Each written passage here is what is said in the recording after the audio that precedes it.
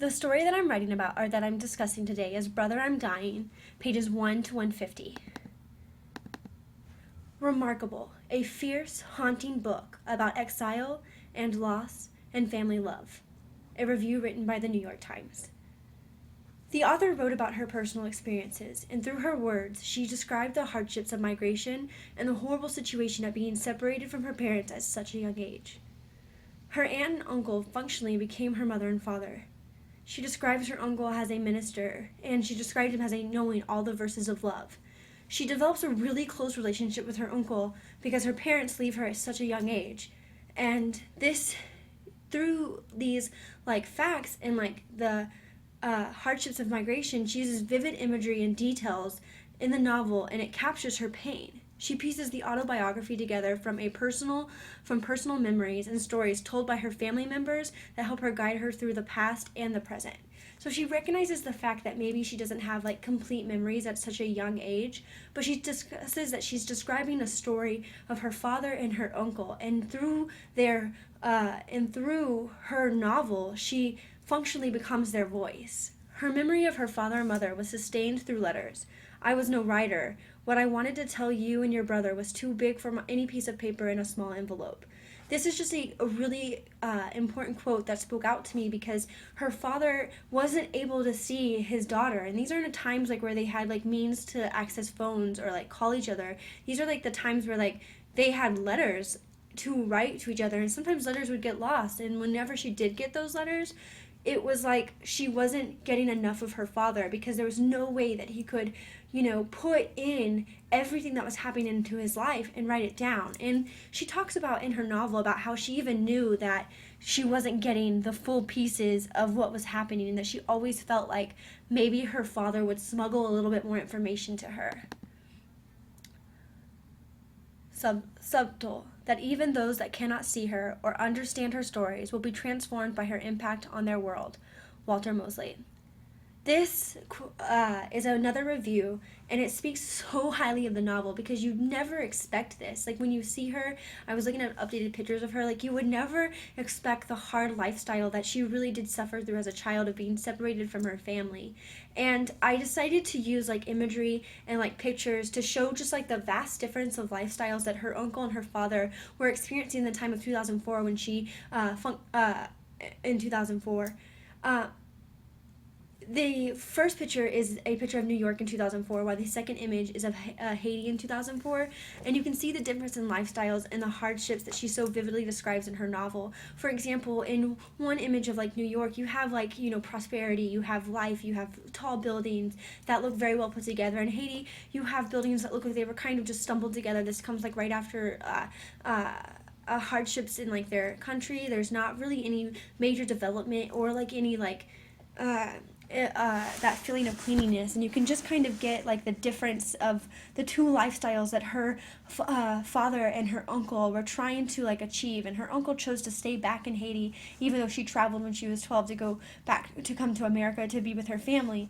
And you question at times why wouldn't he want to stay with his family, but in the end you understand the kind of man that he was and the love that he had for his country, and it's remarkable. Powerful, Danica employs the charms of a storyteller and the authority of a witness to evoke the political forces and personal sacrifices behind her parents' journey to this country and her uncle's decision to stay behind. The Washington Post Book World. Her memory of her father and mother was sustained through letters. I was no writer. What I wanted to tell you and your brother was too big for me for a piece of paper in a small envelope, as I stated before. Being reunited with her family in America was hard, and in the opening lines of her autobiography, she comes to terms with the fact that her father is dying and she is pregnant. As a child living with her uncle, she struggled not to be angry with her parents for leaving her, and the novel captures the loss of identity of the children who do not really belong in Haiti, but also do not belong in America. It's so difficult to imagine the situation that she was in, to have her mother and father move away at such a young age, and her brother and her stay behind, and functionally her aunt and uncle become her parents, and her parents be having a completely different lifestyle, completely different, not even a means of poverty versus social standing. The poorest person, the richest person in Haiti probably doesn't compare to the poorest person in America in vast amounts of lifestyle. And so you have like that instance of difficulties, but also you have the fact that like her mother and father had two more children when they were in America, and that's like brothers and sisters that she never really are brothers and sisters that she never really had the chance to meet, which means that like you can understand like the angry that she would have at one being left behind, and two of like the loss and sense of not knowing your family or who you are, like where you come from. It's just like impossible to understand. Wonderful. Danica moving tale of two remarkable brothers, her own father and her own beloved Uncle Joseph, separated for 30 years, is a compelling and richly told Hesser fiction, politically charged and sadly unforgettable. Their stories will lodge themselves in your heart. Christina Garcia. This is another review. I decided to use like the ideas of reviews just so we could see like the different effects that this book had. When I read the book, I was vastly affected by it because of the way that that she describes her life in the hardships of migration, and she tells the two stories of her brothers, and she discusses that she's the voice, which I think this is really important, like her saying that she's the voice of like her uncle and her father, because it so shows like the loss of identity, and like the way that this novel either one brings identity to the surface or to the peripheral, or two like shows that like people who have different lifestyles or live in different economical conditions of like those of us in the United States have that search and that otherization of where they're always searching for their identity and who they are.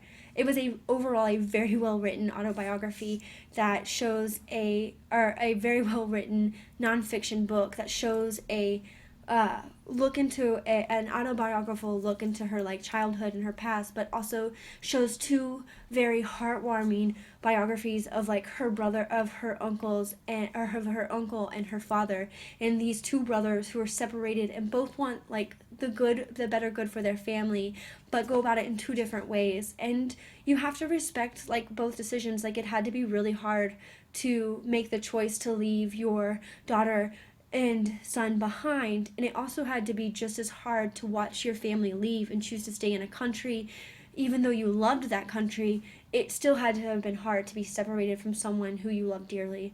And I honestly don't think that I could comprehend the pain and the sorrow that she captures, but she does a very good job at painting a sense of hope and a life after conflict. And the novel not only paints a picture of like pain and sorrow, but it also comes at a very high level of hope that she did an excellent job portraying.